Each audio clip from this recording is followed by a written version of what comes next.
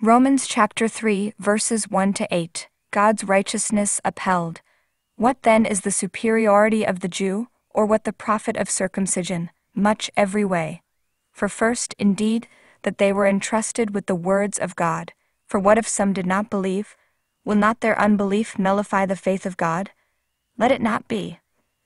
But let God be true, and every man a liar, even as it has been written, that you should be justified in your words and will overcome in your being judged. But if our unrighteousness commends the righteousness of God, what shall we say? Is God unrighteous who lays on wrath? I speak according to man. Let it not be. Otherwise, how will God judge the world? For if in my lie the truth of God abounded to his glory, why am I yet judged as a sinner?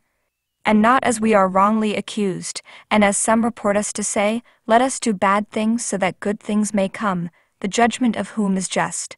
Quoted from the literal translation of the Holy Bible. Dear God, my beloved Father, today I offer to you what I have understood through meditation on your word in Romans chapter 3, verses 1 to 8, about the righteousness of God that is upheld. I am grateful to you. Dear God, I understand that you privileged the Jewish people by giving them your word, which is the Old Testament.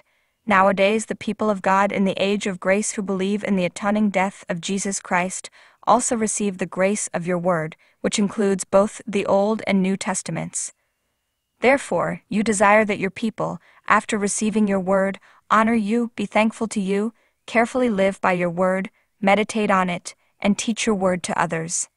Dear God, I know that even if the Jewish people or anyone else does not believe in the prophetic words about the execution of your righteous law, their unbelief cannot make your righteousness untrue for them, and they cannot say that you are lying because you are faithful. Dear God, I understand that the righteousness of God preached by the Apostle Paul cannot be abolished if people do not believe. Whoever does not believe in the salvation given by you will receive punishment under your law. This is the manifestation of your righteousness. No one can oppose you without being punished, especially after rejecting your forgiveness. You are omnipotent, omniscient, and omnipresent, and no one can find fault with you. Whatever you do is love, holy, and righteous. You are righteous, so your judgment is always righteous. Dear God, those who do not believe and mock believe that their righteousness is greater than yours.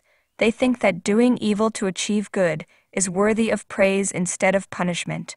They argue that it is because of their unrighteousness that your righteousness is manifested, and you are glorified. I believe that you do not need anyone to lie to express your righteousness, nor do you need anyone to sin to express your righteousness. On the contrary, their lies accuse you of lying, and their sins insult you. Dear God, I know that you are just. You have mercy on whomever you will have mercy, and you show kindness to whomever you will show kindness. No one has the right to demand anything from you, but we can only ask you, relying on your loving kindness. You granted the Jewish people a privilege that other nations did not have through your freedom of choice. But thank God, I belong to your church. Through the grace given to me by you and by my faith in Christ, I am saved. I am not saved by any righteous deeds of my own, for none of my deeds could be considered righteous, as I was a sinner, condemned to death. I pray that you will help me always honor your word, so that I may be sanctified by your love, holiness, and justice every day. May I become blameless and faultless before you and everyone else. Amen. In the grace of Jesus Christ my Lord. Priscilla Christian Huynh. March 11, 2023.